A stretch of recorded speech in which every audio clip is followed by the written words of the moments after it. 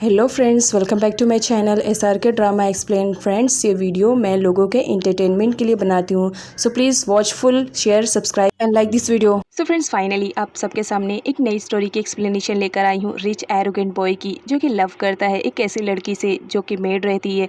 वो किसी भी काम को करने से कभी भी कतराती नहीं है, बहुत ही ज़्यादा डेयरिंग बाज रहती है और इन दोनों की थिंकिंग तो बहुत ज़्यादा डिफरेंट रहती है। तो इस स्टोरी में देखना बहुत ज़्यादा इंटरेस्टिंग रहेगा कि जब तो डिफरेंट थिंकिंग करने वाले लोगों को एक दूसरे से प्यार होगा तो उन लोग की लाइफ में कितने इंटरटेनमेंट्स आते हैं। तो चलिए ड्रामे को स्टार्ट करते हैं। ड्रामे की स्टार्टिंग में दिखाया जाता है एक ब्यूटीफुल लेडी को, जो कि हमारी स्टोरी की मेन लीड रहती है और उसका नाम ताउन रहता है। ताउन आज बहुत ही ज़्यादा ब्यूटीफुल लग रही होती है क्योंकि उसने वेडिंग ड्रेस पहना था और यहाँ पर उसकी शादी हो रही होती है। यहाँ पर दिखाया जाता है दूल्हे को जो कि प्रपोज कर रहा होता है हमारी ताउन को और रिंग पहना रहा होता है। उस वक्त ताउन तो बहुत ही ज़्यादा खुश हो रही होती है, लेकिन तभी अचानक से उसके हाथ में ब्रश दिखता है जो कि टॉयलेट साफ करने वाला रहता है। वो तो शॉक्ड हो जाती है कि मेरे हाथ में फूल की जगह पर ये ब्रश क्या कर रहा है, लेकिन तभी उसकी आँख खुल जाती है और ये सब उसका ड्रीम रहता है। यहाँ पर ताउन को दिखाया जाता है ताउन मैड रहती है, वो घर की सफाई वगैरह भी करती है। अब यहाँ पर दिखाया जाता है जो ताउन रहती है वो घर की साफ सफाई करने के बाद भी वो एक्स्ट्रा काम करती है ताकि वो अपनी मॉम की हेल्प कर पाए, क्योंकि उसके डैड जो रहते हैं उनकी डेथ हो चुकी थी। और यहाँ पर जो ताउन रहती है वो अपनी मॉम की हर तरफ से हेल्प करना चाह रही होती है, तो वो एक्स्ट्रा वर्क भी किया करती थी। अब यहाँ पर दिखाया जाता है ताउन को, जहाँ पर वो एक सेट पर आई हुई रहती है, वहाँ पर उसे क्लीनिंग का काम दिया जा रहा होता है। ताउन को मालूम पड़ता है कि ये जब फिल्म शूटिंग की प्लेस है तो बहुत ज़्यादा खुश हो जाती है। वहाँ पर एक ड्रामे की शूटिंग चल रही होती है। अब यहाँ पर दिखाया जाता है एक बॉय को जो कि हमारी स्टोरी का मेन लीड रहता है और इसका नाम तोमरन रहता है। यहाँ पर दिखाया जाता है तोमरन कभी भी अपने थाई ड्रामे को मिस नहीं करता था, उसे ड्रामा देखना बहुत ही ज़्यादा पसंद आता था। अपने एक एक एपिसोड को वो बहुत ही अच्छे से देखता था। फ्रेंड्स, आपको मैं बताऊँ, ये मैंने पहले ड्रामा देखा है जिसमें किसी बॉय को थाई ड्रामे में इतना ज़्यादा इंटरेस्टिंग दिखाया है। अदरवाइज मैंने कभी भी किसी ड्रामे में ऐसा नहीं देखा कि मेन हीरो को ड्रामे देखने का शौक है, बट यहाँ पर हमारा जो तोमरन रहता है उसे ड्रामा देखना बहुत ही ज़्यादा पसंद था। और यहाँ पर तोमरन को दिखाया जाता है वो अपने ही ड्रामा प्रोडक्शन वाली कंपनी पे आया हुआ रहता है, क्योंकि वहाँ पर एक ड्रामे की शूटिंग चल रही होती है। उसी शूटिंग वाली प्लेस पर हमारी ताउन भी आई हुई रहती है और वो जब अपनी आंखों से देखती है कि यहाँ पर ड्रामे की शूटिंग हो रही है तो बहुत ज़्यादा एक्साइटेड हो जाती है।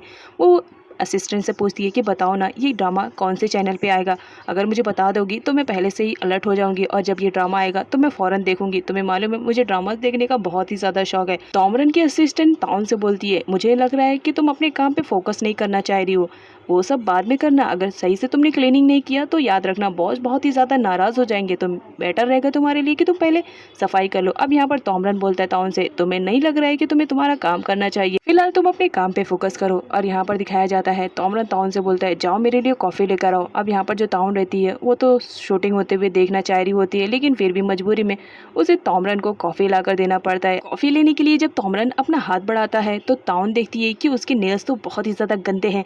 अब यहाँ पर हमारी ताउन को दिखाया जाता है सफाई तो उसको बहुत ही ज़्यादा पसंद था, इस वजह से जब वो तोमरन के नेल्स देखती है तो बहुत ज़्यादा गंदा फील होता है। वो जाती है फटाफट और उसके नेल्स कट करने लगती है, लेकिन इससे जो तोमरन रहता है वो बोलता है, तुम ये क्या कर रही हो, तुम्हें नहीं लगता कि तुम्हें तुम्हारा काम करना चाहिए, ये सब नहीं। लेकिन हमारी ताउन वो बोलती है कि तुम्हारे नेल्स बहुत ही ज़्यादा गंदे हैं, एटलीस्ट इनकी क्लीनिंग तो कर लेने दो। मैं क्लीनर हूँ ना, तो मुझे सफाई करने के लिए यहाँ पर बुलाया हो तो सबसे पहले मैं तुम्हारी नेल्स से स्टार्ट करती हूँ, जो कि बहुत ही ज़्यादा डटी है। अब यहाँ पर तोमरन को दिखाया जाता है वो तो मना करते रहता है, लेकिन जो ताउन रहती है वो तो बिल्कुल भी नहीं मानती है और उसके नेल्स को कट करने लगती है और साथ ही साथ उसके नेल्स का मैनिक्योर भी कर देती है। अब यहाँ पर तोमरन को दिखाया जाता है जब वो अपने नेल्स देखता है तो बहुत ही ज़्यादा उसे साफ दिखते हैं, तो वो बोलता है कि तुमने बहुत ही अच्छे से साफ किया। ताउन ने अपने फेस को कवर करके रखा था, इस वजह से तोमरन उसे पूछता है कि क्या बात है, तुमने अपने फेस को कवर करके रखा है। जहाँ पर ताउन बोलती है, बस मैं क्लीनिंग का काम करती हूँ, डस्ट मेरे अंदर ना जा पाए इस वजह से, और लोगों को भी आजकल पसंद आता है, बस इसी वजह से मैंने अपने फेस को कवर करके रखा है। तो तोमरन उसे पूछता है, क्या मैं तुम्हारा फेस एक बार देख सकता हूँ। ताउन बोलती है, नहीं, तुम मेरा फेस ना देखो तो बेटर रहेगा। यहाँ पर तोमरन को दिखाया जाता है वो तो उसका फेस देखना चाह रहा होता है, इस वजह से वो उसके मास्क निकालने की कोशिश करता है, लेकिन ताउन ने बहुत सारे मास्क को एक साथ पहना हुआ था, इस वजह से तोमरन उसका फेस नहीं देख पाता है। यहाँ पर तोमरन बोलता है, अच्छा बताओ तो तुम मुझे अपना फेस किस तरह दिखाओगी, जिस पर ताउन बोलती है, जब तुम मुझे काम के लिए हायर करोगे। तो तोमरन बोलता है, ठीक है, बताओ तुम पर डे का क्या चार्ज लेती हो। जिस पर ताउन तोमरन को बोलती है, सॉरी मेरा शेड्यूल बहुत ही ज़्यादा बिजी है, इस वजह से मैं तुम्हारे यहाँ पर काम नहीं कर पाऊंगी और मुझे यहाँ से जाना पड़ेगा। यहाँ पर तोमरन को तो बहुत ज़्यादा गुस्सा आ रहा होता है क्योंकि वो उसका फेस नहीं देख पाता है।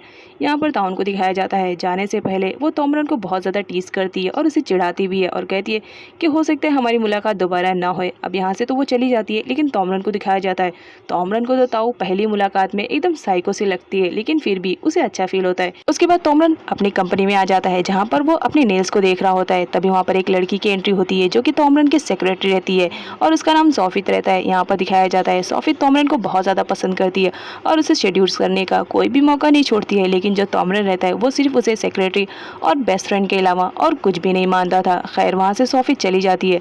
अब यहाँ पर तोमरन को दिखाया जाता है जब वो अपने घर पर आता है जहाँ पर उसके मॉम डैड उसकी शादी को लेकर बात कर रहे होते हैं, जिस पर तोमरन का रिएक्शन देखने लायक था। वो अपने मॉम डैड से बोलता है कि मैं किसी भी लड़की से शादी नहीं करूँगा, अगर लड़की मेरी पसंद की रहेगी तो ही मैं शादी करूँगा।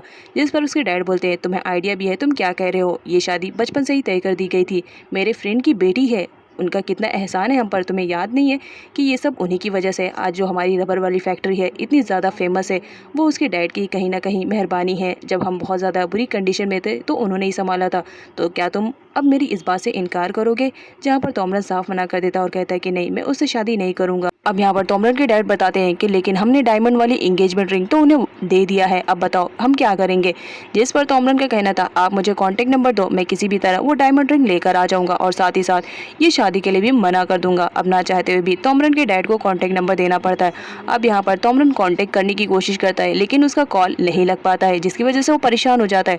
अब यहाँ पर उसके मॉम डैड को मौका मिल जाता है जहाँ पर वो दोनों तोमरन से कहते हैं एक बार तुम्हें उस लड़की से मिल तो लेना चाहिए, हो सकता है मिलने के बाद तुम्हारा डिसीजन चेंज हो जाए। यहाँ पर जो तोमरन रहता है वो तो अपने डैड की बात नहीं सुनता है, लेकिन जब उसकी मॉम यही बात कहती है तो वो अपनी मॉम के बात पर एग्री हो जाता है और कहता है ठीक है, आपकी वजह से सिर्फ मैं उस लड़की से मिलूंगा, लेकिन अगर वो मुझे पसंद नहीं आई तो मैं उसे वहीं पर रिजेक्ट कर दूंगा। अब यहाँ पर यातिफा को दिखाया जाता है जो कि फुल ड्रिंक रहती है और यही वो लड़की रहती है जिसके साथ तोमरन के मॉम डैड ने उसकी शादी को फिक्स किया था। यहाँ पर दिखाया जाता है यातिफा को तोमरन बिल्कुल भी पसंद नहीं था क्योंकि उसे मालूम था कि तोमरन की रबर वाली फैक्ट्री है तो वो भी चिंपू टाइप का होगा, इस वजह से वो पहले ही इनकार कर देती है और कहती है कि मुझे उससे शादी नहीं करना है। हालांकि उसने अभी तक तोमरन को देखा भी नहीं था, लेकिन पहले से ही उसने उसे रिजेक्ट कर दिया था क्योंकि यातिफा का तो ऑलरेडी एक बॉयफ्रेंड रहता है और उसी के साथ उसका अफेयर चल रहा होता है। यहाँ पर उसके डैड उसे समझाने की कोशिश कर रहे होते हैं कि हमारा बिजनेस इस वक्त बहुत ज़्यादा लॉस में चल रहा है, तो तुम्हें नहीं लगता है कि तुम्हें तोमरन से शादी कर लेनी चाहिए, लेकिन यातिफा साफ मना कर देती है। जिस पर उसके डैड बोलते हैं कि ठीक है, फिर तो हमें डायमंड वाली रिंग वापस करनी पड़ेगी। अब यहाँ पर जो यातिफा रहती है वो डायमंड रिंग सुनती है तो शॉक्ड में हो जाती है और वो बोलती है डायमंड रिंग, ये कौन सी रिंग है, आपने मुझे बताया नहीं था मॉम। जहाँ पर उसकी मॉम बताती है कि वो तुम्हारी इंगेजमेंट रिंग थी, लेकिन अब वो हमारे पास नहीं है क्योंकि मैंने उसे सेल कर दिया था। अब जब यातिफा सुनती है कि उसके ससुराल से उसके लिए डायमंड रिंग आई थी तो वो तो शॉक्ड में रहती है और वो अपनी मॉम पर चिल्ला रही होती है कि मॉम आपने मुझे बताया क्यों नहीं कि मेरे ससुराल से डायमंड रिंग आई है, कुछ भी हो जो भी हो वो डायमंड रिंग मेरी थी। अब यहाँ पर उसकी मॉम बताती है ज़्यादा चिल्लाने की ज़रूरत नहीं है, इस वक्त जो कार तुम चला रही हो ना उसे डायमंड रिंग के पैसों से ही आई हुई है और वो सारे पैसे अब मेरे पास नहीं है क्योंकि वो सारे पैसे खर्च हो चुके हैं, तो हमें किसी भी हाल में अब वो पैसे भी रिटर्न करने पड़ेंगे, तो इससे बेटर रहेगा तुम शादी कर लो। लेकिन यातिफा इस बात के लिए रेडी बिल्कुल नहीं रहती है, वो बोलती है मैं उससे शादी नहीं करूँगी। अब यहाँ पर यातिफा के बॉयफ्रेंड को दिखाया जाता है जिसका नाम बेन रहता है। वो यातिफा को एटीएम कार्ड समझ रहा होता है और जब भी उसे पैसों की ज़रूरत पड़ती थी वो यातिफा के पास कॉल करता था। यहाँ पर वो पैसे मांगने की कोशिश कर रहा होता है। यातिफा बोलती है तुम्हें पैसों की क्या ज़रूरत पड़ी, जहाँ पर उसका बॉयफ्रेंड बताता है कि कुछ नहीं, बस छोटा सा एक्सीडेंट हो गया है, मुझे मरहम पट्टी करवानी है। यातिफा बोलती है अभी कुछ टाइम तो पहले हम दोनों मिले थे, तुम तो बिल्कुल ठीक ठाक थे, इतनी जल्दी अचानक से तुम्हारा एक्सीडेंट भी हो गया। जहाँ पर उसका बॉयफ्रेंड बोलता है प्लीज़ यार मुझे दे दो ना, मुझे बहुत ही ज़्यादा ज़रूरत है। लेकिन यहाँ पर दिखाया जाता है यातिफा तो पे कर देती है उसे पैसे, लेकिन यहाँ पर उसके बॉयफ्रेंड तो वो सारा पैसा जुआ खेलने में ही सारा का सारा उड़ा देता है। यातिफा से वो झूठ बोल रहा होता है। अब नेक्स्ट सीन में यातिफा की मॉम को दिखाया जाता है जो किसी काम से बाहर जा रही होती है, जहाँ पर वो ताउन को समझा रही होती है कि मेरे आने से पहले पूरे घर की सफाई हो जानी चाहिए, घर का कोना कोना चमकना चाहिए। तो हमारी ताउन बोलती है मैडम आप जाइए तो सही, मैं घर की पूरी क्लीनिंग कर दूंगी। अब यहाँ पर ताउन को दिखाया जाता है जो यातिफा के कमरे की क्लीनिंग कर रही होती है और साथ ही साथ अपने बेस्ट फ्रेंड से वीडियो कॉल पे चैट भी कर रही होती है, जहाँ पर उसकी बेस्ट फ्रेंड बोलती है तुम्हारे पीछे देखो कितनी ब्यूटीफुल सी ड्रेस रखी हुई है, क्या तुम उसे एक बार ट्राई करके मुझे दिखाओगी, बहुत ही ज़्यादा बढ़िया लग रही है।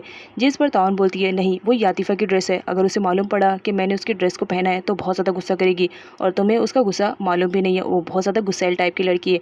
लेकिन जो उसकी बेस्टी रहती है वो बोलती है प्लीज़ यार एक बार पहन कर मुझे दिखा दो ना।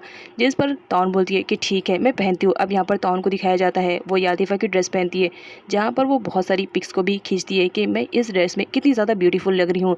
अब यहाँ पर दिखाया जाता है उसी वक्त यातिफ़ा की मॉम का कॉल आता है और वो पूछती है कि काम हो गया है, क्योंकि मुझे घर आना है। जहाँ पर तौन बोलती है कि मैम बस 10 मिनट वेट कर लीजिए, उसके बाद आप आ जाइएगा, जब तक मैं घर को एकदम चकाचक कर दूंगी। उसके बाद वो दौड़ते हुए जाती है और मेन गेट को बंद करने लगती है और बोलती है कि फटाफट मुझे ये ड्रेस को चेंज करना पड़ेगा। जहाँ पर वो दौड़ते हुए आती है, लेकिन उसकी पहली मुलाकात हो जाती है तोमरन से। अब वो तो देखकर शॉक रहती है। यहाँ पर दिखाया जाता है तौन तो तोमरन को पहचान रही होती है, क्योंकि उसने उसे सेट पे देखा था, लेकिन तोमरन उसे बिल्कुल भी पहचान नहीं पाता है, क्योंकि उसने उस वक्त मास्क पहना था। अब यहाँ पर तोमरन बोलता है क्या तुम यातिफ़ा हो, तुम्हारे ड्रेसिंग सेंस से तो यही लग रहा है, क्योंकि मैं सही एड्रेस पर आया हूँ।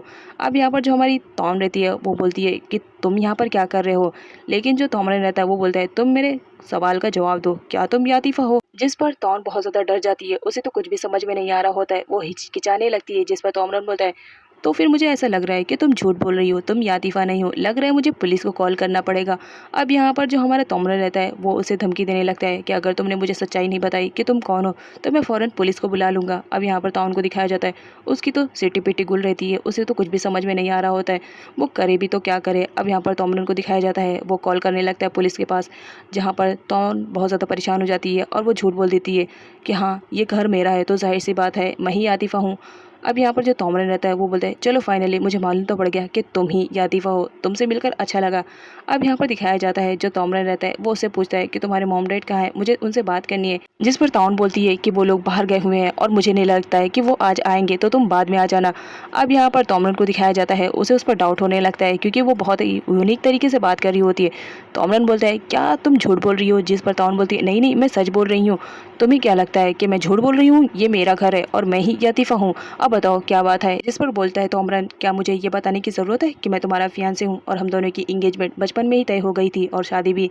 जिस पर तौन तो बहुत ज़्यादा शॉक में हो जाती है, अब वो करे भी क्या करे, लेकिन अपने आप को बचाने के लिए वो झूठ बोल देती है और कहती है कि हाँ मुझे सब कुछ याद है, मॉम ने मुझे सब कुछ बता दिया था। अब यहाँ पर हमारी तौन को दिखाया जाता है वो किसी भी तरह तोमरन को घर से भेजना चाह रही होती है, इस वजह से बहाने मारती रहती है कि तुम यहाँ से चले जाओ, मुझे किसी इंपॉर्टेंट मीटिंग में जाना है या मुझे अपने दोस्तों के साथ पार्टी में जाना है। अब यहाँ पर दिखाया जाता है तोमरन जाने से पहले उससे पूछता है क्या बताओ तुम मुझसे शादी करना चाहोगी। जिस पर तौन बोलती है मॉम डैड के आने के बाद ही सब कुछ बताऊंगी, फिलहाल अभी तुम जाओ, मुझे बहुत ही इंपॉर्टेंट काम है। और ये कहते हुए वो दरवाजे को बंद कर देती है। यहाँ पर जो तोमरन रहता है उसे अजीब सा फील होता है, लेकिन फिर भी वो वहाँ से जाने लगता है। अब नेक्स्ट सीन में दिखाया जाता है हमारी तौन को, जो कि अपने बेस्ट फ्रेंड का बर्थडे मनाने के लिए आई हुई रहती है, लेकिन उसे नहीं मालूम रहता है कि ये घर तोमरन का है। अब यहाँ पर दिखाया जाता है उसकी बेस्ट फ्रेंड बोलती है ठीक है मैं तोमरन सर को बुला कर लाती हूँ, आफ्टर ऑल मेरा बर्थडे है, वो भी थोड़ा एंटरटेन हो जाए। यहाँ पर सोफित को दिखाया जाता है जो तोमरन के घर पर आई हुई रहती है और उसके साथ रोमांस करने के फुल मोड में थी, लेकिन तोमरन साफ मना कर देता है और बोलता है कि इस वक्त मुझे इंपॉर्टेंट काम है और तुम्हें मालूम है ना मैं तुम्हें बिल्कुल भी पसंद नहीं करता हूँ, तुम मेरी सेक्रेटरी और बेस्ट फ्रेंड हो। खैर ये सारी बातें होने के बाद वो जब बाहर आते हैं तो तौन की बेस्ट फ्रेंड तोमरन के पास जाती है और उसे बताती है सर मेरा आज बर्थडे है, मेरी बेस्ट फ्रेंड आई हुई है केक लेकर, तो चलिए ना केक कट करते हैं। तोमरन बोलता है ओ तुम्हारा बर्थडे है, उसे हैप्पी बर्थडे विश करता है और बोलता है चलो केक कट करते हैं। अब यहाँ पर हमारी तौन को दिखाया जाता है जब उसे मालूम पड़ता है कि ये घर तोमरन का है तो बहुत ज़्यादा शॉक में हो जाती है। वो बोलती है मैंने तो झूठ बोला था कि मैं यातिफ़ा हूँ, अगर उसे मालूम पड़ गया कि मैं मेड हूँ तो बहुत ज़्यादा गुस्सा करेगा, अब मुझे क्या करना चाहिए, मुझे तो कुछ भी समझ में नहीं आ रहा है। अब यहाँ पर हमारी तौन को दिखाया जाता है वो तो टोटली शॉक में रहती है, उसे तो कुछ भी समझ में नहीं आ रहा होता है कि वो करे तो क्या करे। सो फ्रेंड्स नेक्स्ट पार्ट में देखना ये बहुत ज़्यादा इंटरेस्टिंग रहेगा, क्या तोमरन तौन को देख लेगा या नहीं।